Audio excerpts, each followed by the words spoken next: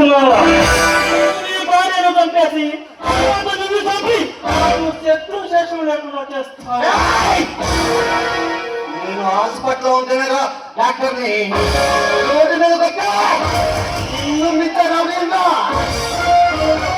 నేను కానీ కొట్టానంటే మెడికల్ టెస్ట్ చేయించుకోవడానికి నీ ఆస్తులు మొత్తం ఉందని కూడా చాలు. నువ్వు అంత మనవా? అయితే దమ్ముంటే నాలుగు కనబడరా?